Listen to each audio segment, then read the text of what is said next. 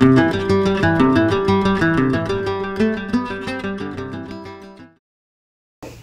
मित्रांनो, दीपक मामुनी पॉडकास्ट मध्ये तुमचं पुन्हा एकदा स्वागत आहे. आज आहे दिवाळीचा पहिला दिवस आणि दिवाळी स्पेशल गेस्ट आपल्याकडे आलेले आहे.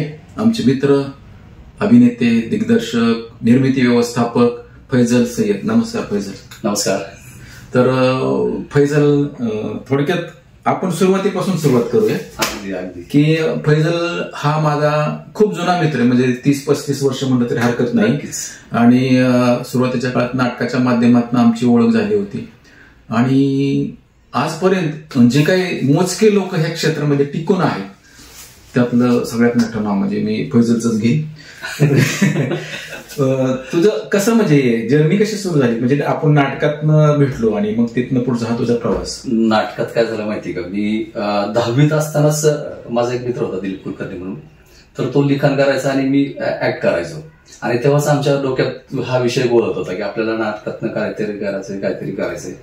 आणि हे करत असताना अचानक बारामतीत एका संस्थेने एक पात्री अभिनय स्पर्धा भरवल्या. म्हणजे तोपर्यंत मला तर प्लॅटफॉर्मच नव्हता. मग तिथे मी स्पर्धेला गेलो, तिथे उत्तेजनाचं बक्षीस मिळालं. आणि अचानक एक दिवशी कॉलेजवरून जाताना त्या संस्थेचा जो डायरेक्टर होता शशिकांत बिराजदार, तर तो मला वाटत भेटला. अरे थांब. म्हणलं काय रे बाबा? तर म्हणलं नाटकात काम करणार का? अरे म्हणलं करणार ना. म्हणलं ये संध्याकाळी. गेलो सांस्कृतिक केंद्रात. लक माझं असं की पहिल्याच वर्षी काय नाव होतं नाटकाचं, पै पै आणि पै. हा, त्या नाटकातल्या हिरोचं कॅरेक्टर मला मिळालं. पण तो हिरो कसा होता? सेकंड हिरो होता, लीडला दुसराच होता. परंतु माझ्याकडनं ती भूमिका इतकी उंच जायची की शेवटी लोकांना असं वाटायचं की ती हिरोईन यालाच मिळेल. मग ते पहिलं नाटक. आणि तिथून पुढे त्या संस्थेच्या जवळजवळ मी पै पै आणि पै, 3 चोक 13, तुका म्हणे त्यातल्या त्यात, मी लाडाची मैना तुमची, ही अशी बरीच 5 नाटक दरवर्षी आम्ही नाटक गणपती करता करायचं. मी लाडाची तर फारच गाजली अगदी. म्हणजे त्या नाटकाने दुमागू घातला बारामतीत, इतका की बारामतीत एवढ्या ह्या एरियामध्ये 20-25 शो केले आम्ही, गल्ली गल्लीत शो केले. मला आठवते मी लहानपणी तो शो आपल्या इरिगेशन कॉलनीमध्ये. अगदी. आणि ती संस्था मला वाटतं नैनित्य फ्रेश ग्रुप होती. नैनित्य फ्रेश ग्रुप मध्ये तो काळ, म्हणजे त्यातले अनेक कलाकार चांगले आपल्याला पाहायला मिळाले नंतरच्या काळामध्ये.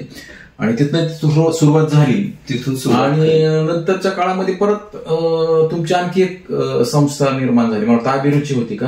नाही, अभिरुचीमध्ये मी फक्त एकांकिकाच्या डिरेक्शनला येतो.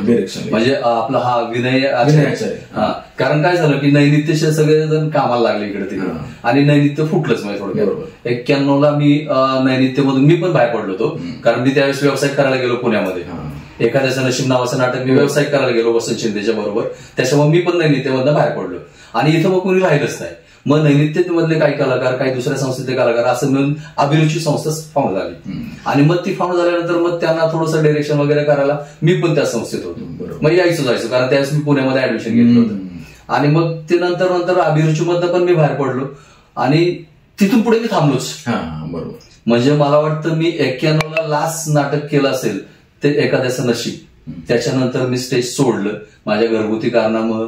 थोडंसं काही आर्थिक होतं, काय फॅमिलीचे काही प्रॉब्लेम्स होते, हे सगळे सॉल्व्ह करण्यातच मी जो वेळ घालवला तो 91 पासून अगदी 2017 पर्यंत मी काहीच करत नव्हतो पूर्णत्वाने. मी मध्ये करायचो की जेव्हा काय नाही, आता विवेक पाणकर त्याच्याकडे मानसिक पवारांचे काही प्रोजेक्ट यायचे, तर त्या प्रोजेक्टमध्ये मग तो सांगायचा फैजल अरे असं सीन आहे, असं सरवलंय, हे करून जा. मग जायचो करायचो. किंवा तू कधी कधी ऍडला बोलवलंच बघ, मग त्यावेळेस मी यायचो ते करून जायचो. परंतु मला पूर्ण वेळ देता येत नव्हता. बरोबर. किंवा आपण आता ह्या क्षेत्रामध्ये पूर्ण देऊ असं शक्यच नव्हतं मला. म्हणजे 2017 पर्यंत खऱ्या अर्थानं तुम्ही ऍक्टिव्ह नव्हता. एक बराचसा काळ, मोठा काळ, म्हणजे नाही म्हणलं तरी 20-25 वर्षाचा काळ तुम्ही व्यवसाय आणि इतर गोष्टींमध्ये गुंतून राहिले. पण तू मूळ जे असतं आपलं ते काही गप्प नाही.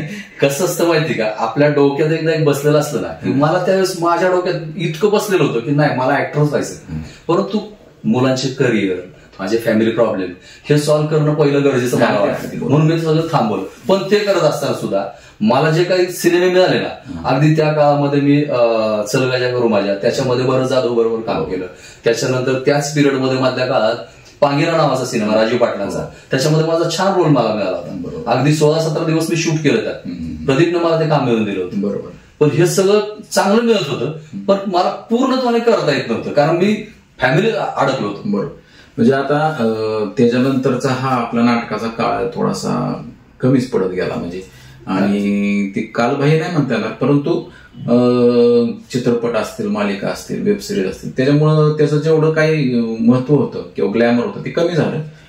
खऱ्या अर्थानं गरज होती ती या क्षेत्राची, मीडिया तर आहे नक्कीच. म्हणून मग तू 2017ला पुनरागमन केलं असं म्हणून. हो, ते कसं झालं ते मला सांगता येतं. काय झालं माहिती का, माझा मित्र ज्याच्याबरोबर मी आता नेहमी कंटिन्यूस काम करतोय, आपला हा विजय पुढे, तर तो त्या पिरियडमध्ये नुकतंच सिनेमासाठी काहीतरी करायचं असं डोक्यात घेऊन आला होता आणि जस्ट त्याचा स्टार्टअपच होता तो, आणि त्याला चांगले ऍक्टर्स पाहिजे होते कारण शॉर्ट फिल्म बनवायची, स्पर्धेला पाठवायची, तर ऍक्टर चांगले पाहिजे. म्हणून मग त्याने आम्हाला निवडलं, मी, ज्ञानेश माने, आम्ही दोघं तिघं असं त्याच्या शॉर्ट फिल्म मध्ये काम करत होतो.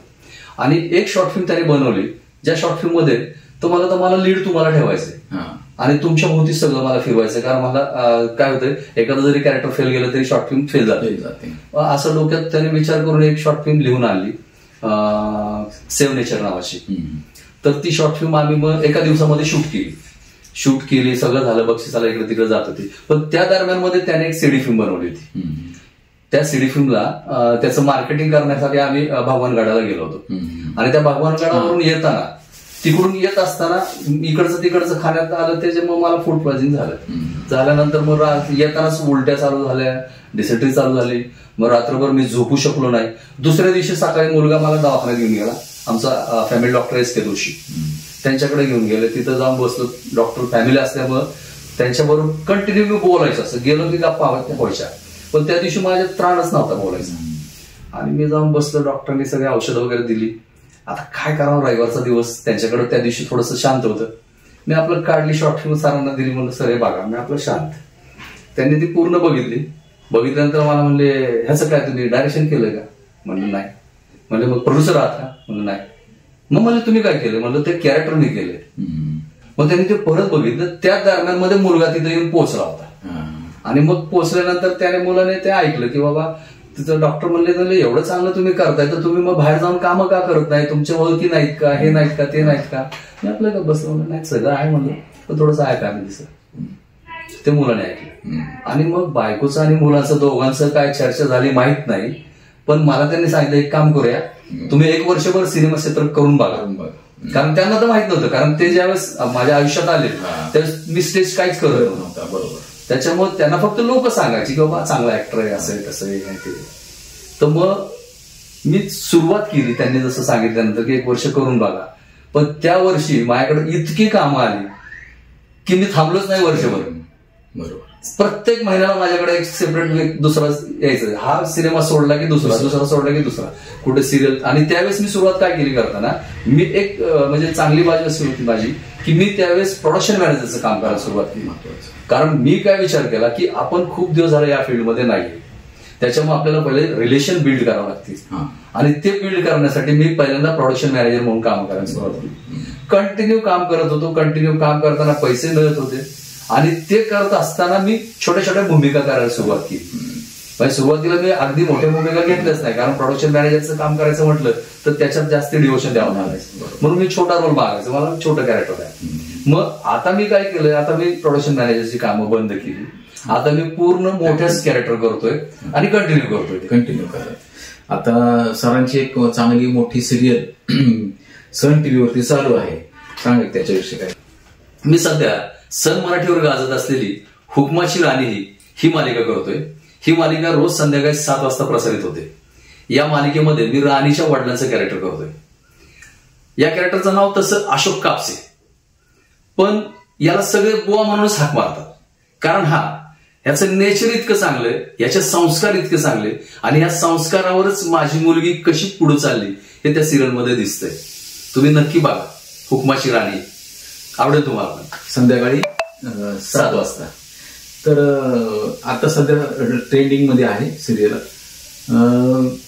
मग निर्मिती व्यवस्थापनाची कुठली फिल्म्स केली तुम्ही आपल्या आतापर्यंत? मी राणा नावाची फिल्म केली, बोला लग्न निरंजन, त्याला 10 दिवस होतो मी.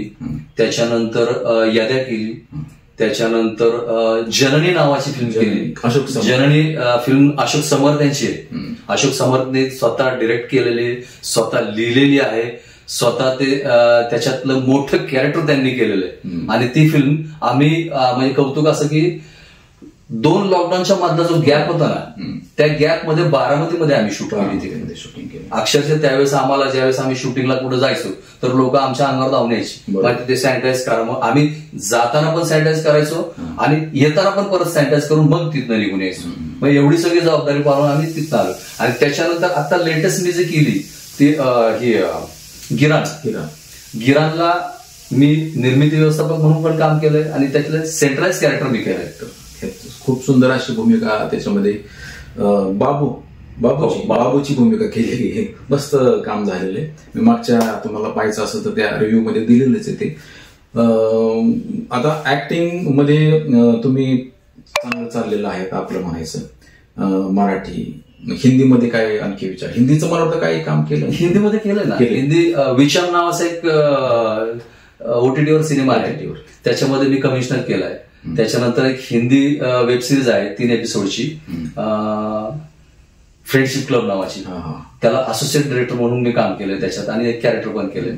त्याच्यानंतर आता हिंदीमध्ये मी अनिता राज बरोबर एक फिल्म करतोय मॅरेथॉन नावाची, जे की अनिता राज आणि मी आम्ही दोघं नवरा बायकोचं आमचं कॅरेक्टर आहे. म्हणजे आपल्या इथं ते लता भगवानकर त्यांची जी स्टोरी आहे तर ती स्टोरी आहे ही. तर त्यात लताचं कॅरेक्टर अनिता राज करते आणि भगवानचं कॅरेक्टर मी करतो. अर्ध शूट झालंय आपल्या बारामतीमध्ये शूट झालं. बारामतीतच आपल्या इथे गोजुबाईमध्ये शूट झालं. बरोबर. आणि निर्मिती व्यवस्थापनासाठी तुम्ही जी बाकी सगळे बाजू सांभाळता, मग आर्टिस्ट कोऑर्डिनेटर म्हणून पण काम करतात? हो, ते पण केलंय. मला वाटतं मी आर्टिस्ट कोऑर्डिनेटरसाठी विकुंठा आर्टिस्ट कोऑर्डिनेटर केलं होतं. होतं कसं माहिती का, आपल्या भागामध्ये आर्टिस्ट भरपूर आहेत, परंतु त्यांना कुठं जायचंय, कुणाला भेटायचं हे तर कळत नाही पहिली गोष्ट. आणि मग आपल्याकडे जर का समजा बाहेरून कुणी आलं तर हे असं पाहिजे, तर मग आपण पहिलं हातात घेतो. का घेतो की आपल्याला माहिती आहे आपल्या जवळचे कलाकार कोण कोण आहेत, आणि दी बेस्ट कलाकार जर दिले तर कदाचित पुढचा प्रोजेक्ट पण परत त्यांचा बारामतीत येऊ शकतो. या आशेने आपण त्यांना मदत करतो. बरोबर. म्हणजे आणखी कोणाला जर हाऊस असेल आर्टिस्ट, म्हणजे त्याच्यामध्ये गुण पण पाहिजे, तर तुम्ही फैजल सरांशी नक्की संपर्क साधू शकता किंवा आपलं प्रोफाईल देऊन ठेवू शकता. वाटल्यास मी त्यांचा नंबर डिस्क्रिप्शन मध्ये देणारच आहे. तर तुम्ही ज्यांना आवड आहे अभिनयाची किंवा चित्रपट मालिका यांची, आपली प्रोफाईल्स त्यांना देऊन ठेवा. भविष्यात तुम्हाला संधी त्यांच्या थ्रू मिळू शकते. नक्कीच नक्कीच नाही का नाही? नक्कीच बऱ्यापैकी. कारण आता सांग, सचिन धोत्रे नावाचे एक डिरेक्टर आहेत, त्यांच्या सिनेमाला बारामतीतूनच मी एक आर्टिस्ट दिला होता, इम्रान तांबोळी म्हणून त्याचं नाव. तर इम्रानने त्या सिनेमामध्ये लीड केलं आणि लीड करत असताना त्याने इतकं काही स्वतःचं डिव्होशन पण दिलं. बरोबर. की त्याच्यामुळे त्याला आता कश्मीर महाजनी बरोबर त्याने एक शॉर्ट फिल्म केली, परत सचिन धोत्रेंबरोबर एक सिनेमा करतोय, आणि तो बरोबर आहे नाही, तो सन मराठीलाच करतोय, परंतु इन्स्पेक्टर मंजू मध्ये करतोय, तिथे तो सेकंड लीड करतोय. बरोबर. मग कसं जर समजा तिथे असेल काय तर त्याच्यात गट्स असेल, म्हणजे कसं की मी रेफर करतोय मान्य, परंतु मी पण रेफर करताना हा विचार करणार की बाबा ह्याच्याकडे आहे का ते. बरोबर. कारण रेफर करताना प्रॉब्लेम असा आहे, तुम्ही जर समजा मी एखाद्याला रेफर केला आणि तो तिथं नाही काय करू शकला तर तिथे त्याच्याबरोबर आपली पण इमेज खराब होतो. म्हणून रेफर करणं थोडासा विचार करावा लागतो. बाकी काय त्याचं पण काम बघितलंय. छान अभिनेता, नवीन पिढीचा चांगला अभिनेता आहे तो. आणि असेच काय काय कलाकार सरांच्या थ्रू बरेच आहेत, म्हणजे आता आपण नाव घेऊ शकत नाही, आणखी मोठी यादी जाईल ती. पण प्रामाणिकपणे कलाक्षेत्राला वाहून घेतलेली लोक आहेत, अशी दुर्मिळ लोक होत चाललेली. त्यातली मोजकी आमचा मित्र होता, आमचा ज्ञानेश माने, दुर्दैवाने तो आज या जगामध्ये नाहीये. त्यांनी पण भरपूर योगदान या क्षेत्रासाठी दिलं होतं. आणि प्रदीप कोथमिरे असतील, अशोक समर्थ असतील, विवेक पाणकर आहे, अनेक मोठी यादी. आणि ते कलेशी निष्ठ असणारी लोक आहेत. नाट्य क्षेत्र असेल, चित्रपट असेल, त्यातले फैजल साहेब मी म्हटलं ना सुरुवातीलाच की त्यांचं त्या क्षेत्राशी असलेलं नातं त्यांनी 20 वर्षानंतर सुद्धा कंटिन्यू चालू केलं. आणि आता भविष्यात तर ते आता नाही, आता मी दुसरं काहीच करत नाही. मी जर का निवांत असेल तर झोपून थांबेल, परंतु मी दुसरं काय घेणार नाही, करायची गरज नाही. आता मुलं वगैरे सगळी सेटल आहेत सरांची. आणि नशिबाने योगायोग असा की असं होतच नाही. मी मला वाटतं एक 2 वर्षापूर्वी लॉकडाऊन संपलं. लॉकडाऊन संपल्यानंतर हातात काय नव्हतं, आणि त्यावेळेस प्रदीप मुंबईत होता, त्याने फ्लॅट घेतला होता. तर मी त्याला म्हणलं यार म्हणलं मी बारामतीतून येतो म्हणलं तिकडे, कारण म्हणलं इथं थोडंसं काम माझ्या हातात नाही आता, तर म्हणलं ये. आणि जाण्याची तयारी करायला सुरुवात केली की 4 सिनेमा हातात आले तुम्हाला. त्यातला एक सिनेमा मी असोसिएट म्हणून केलाय आणि त्याच्यात सेंट्राइज कॅरेक्टर केलंय, ते आम्ही 2 भाषेत करणार आहोत. आपल्या TC कॉलेजलाच आम्ही शूट केलं त्याचं. द मिस्ट्री ऑफ लायब्ररी नावाचा सिनेमा आहे तो. फुल सस्पेन्स सिनेमा आहे.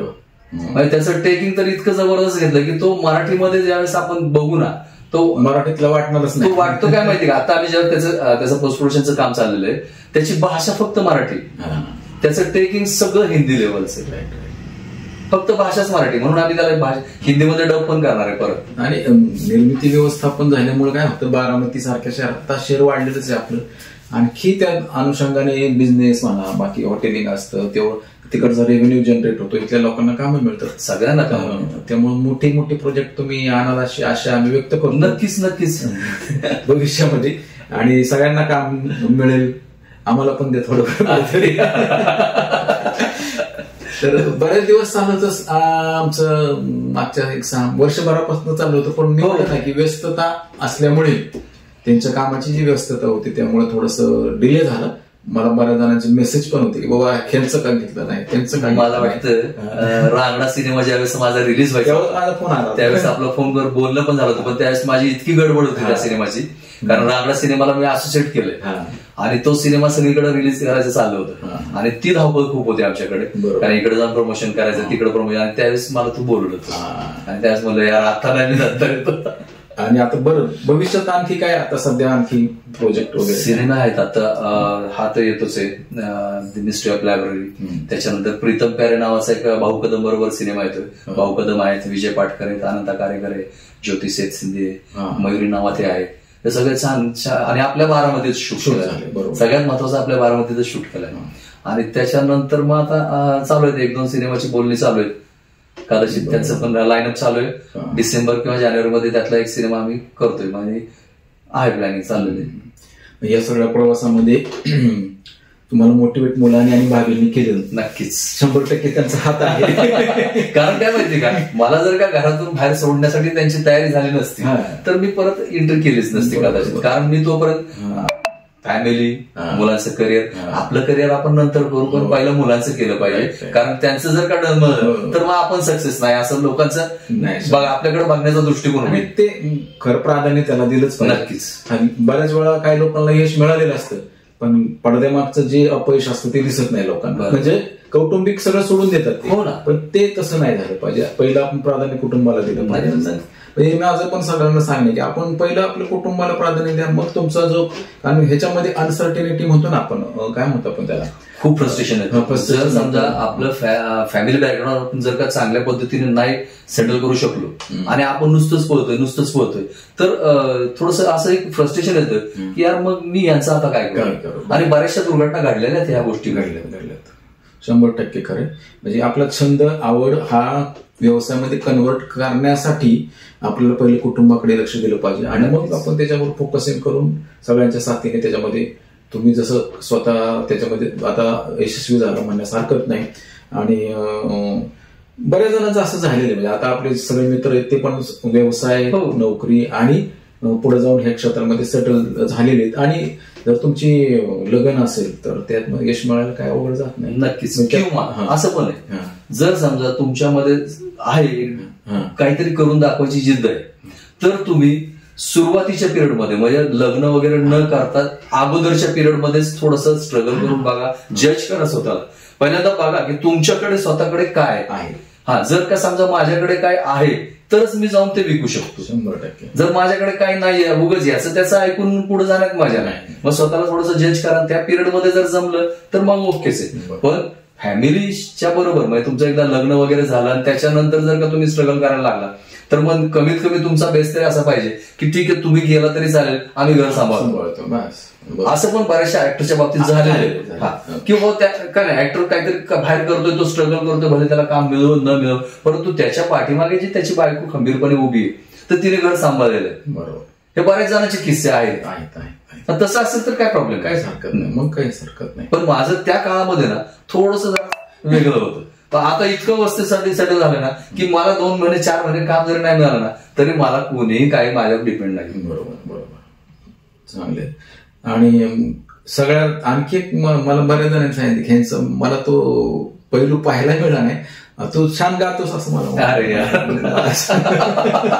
काय झालं माहितीये का, आम्ही शूटिंगला गेलो तर तिथे गेल्यानंतर मग आता आमचे सीन झाल्यानंतर आमचं पॅकअप झालं, तर रूमवर जाऊन काय करायचं, बोर होतं नुसतं बसून बसून. मग प्रदीपने एक शोध लावून दिला मला, सांगितलं. मग आम्ही काय केलं, आम्ही एक छोटसा माईक साऊंड घेतला आणि त्याच्यावर आपली गाणी म्हणतो, परंतु ती अशी समोर म्हणण्यासारखी नाही. एखादा मुखडा बिकडा म्हणलं तरी अंदाज येतोच माणसाला. म्हणे का रहीम एवढं सुंदर गातो म्हणलं, तू गातच नाही नाही, तो कसं आहे आता त्याला सराव आहे कंटिन्यू. आता कालच प्रदीप भेटला होता मला आणि त्याचं चाललं होतं त्यावेळेस मला त्याने त्या स्पीकरवर अरे म्हणलो 6 महिन्यापूर्वी ज्यावेळेस आपण एक सिनेमा केला, आम्ही पासपोर्टाचा बच्चन नावाचा सिनेमा आम्ही बरोबर केला, तर त्यावेळेस गायलो. त्याच्यानंतर जो मध्ये नाही ते नाही, कारण सिरियल मला वेळच मिळाला नाही, नुसतंच धावतोय, सिरियल खूप पाहावं लागतं. आणि मग आता काल परत गायला लागलो. काल केला माहिती काय म्हणलं, सारच विसरलं गेलं. हम तुम्हें चाहते हैं से, हम तुम्हें चाहते से, मरने वाला कोई, मरने वाला कोई जिंदगी चाहता हो जैसे, हम तुम्हें चाहते से. वा वा वा, चांगला आवाज आहे की काय. आवाज चांगला, पण कंटिन्यू सराव नाही ना. नाही करायचं सरावासाठी इथे यायचं आमच्या इथे. तर मित्रांनो, अतिशय सुंदर अशी खेळीमेळीची आमची आजची मुलाखत जवळपास आपण एंडकडे आलेलोच. अजून तुला काय बोलायचं? काय नाही, मला बऱ्याच फक्त एकच आहे की या क्षेत्रात काम करतोय, सलग काम करतोय, बरेचसे सिनेमे येत आहेत. जेवढ्या काय मॅक्झिमम 8 फिल्म आहेत त्याला मी खूप डिवोशन देतोय. कारण मी मध्ये एक पहिली फिल्म केली जीवनाचा गोंधळ, ती पिकमध्ये सिलेक्ट झाली होती. त्याच्यानंतर जननी केली, तीही पिकमध्ये सिलेक्ट झाली. त्याच्यानंतर गिरानने तर हॅट्रिक केली, कारण गिरानला बेस्ट फिल्म म्हणून तिला बक्षीस विभागामध्येच तिचं नॉमिनेशन झालं. त्याच्यानंतर त्यातली जी सेंट्रल कॅरेक्टर जे आहे, कारण ती स्त्री प्रधान फिल्म आहे, तर भक्ती गोगरेला तिला बेस्ट डेब्यूट लेडीज ऍक्ट्रेसचा अवॉर्ड मिळाला. आणि ती आता आम्ही बरेच ठिकाणी पाठवतोय. त्याच्यानंतर आताही परत मी पुढे थोडंसं 8 फिल्मवर जास्ती फोकस करतोय. तर मग होतंय कसं की 8 फिल्मच्या मार्केटमध्ये लवकर येत नाहीत, काय नाही, त्याच्यामुळे लोकांना वाटतं अरे काय चाललंय काय नाही, परंतु कंटिन्युअसली कामं करतच असतो. मध्ये एक शॉर्ट फिल्म केली होती याची प्रशांत पांडेकरची, नेताजी नावाची. तिला गव्हर्नमेंट मिनिस्ट्री ऑफ इंडिया त्यांच्याकडूनच टायटल दिलं होतं फक्त नेताजी, आणि याच्यावर शॉर्ट फिल्म बनवायची होती. तर आम्ही आणि त्याचं ड्युरेशन फक्त 3 मिनिटं. मग 3 मिनिटात तुम्ही काय सांगायचं ते सांगायचं. तर तिला भारतातल्या सगळ्या शॉर्ट फिल्म मध्ये फेस्टिवल मधून मला वाटतं 1300 का 1400 शॉर्ट फिल्म आल्या होत्या, त्यातून ती सेकंड नंबरला आली. त्यामुळे आम्ही मॅक्झिमम एक चांगल्या प्रकारचा परफॉर्मन्स कुठं करता येतो तर तो 8 फिल्म मध्ये, तर त्याला जास्ती निवडतो. कमर्शियल फिल्म अजून माझ्याकडे नाहीये, कमर्शियल येतील आणि त्यावेळेस तुम्हाला चांगलं माझं अजून वेगळं पण बघायला मिळेल. आता कमर्शियल सिरियल पण सुरू आहे, तर त्याच्या अनुषंगाने ते आता मिळणारच आहे. त्यामुळं तुम्हाला मराठी हिंदीमध्ये वाटचालीसाठी शुभेच्छा देऊया आणि चांगलं यश मिळव अशी मी परमेश्वर चरणी प्रार्थना करतो. थँक्यू. आलात त्याबद्दल तुमचे मनपूर्वक आभार. थँक्यू. धन्यवाद.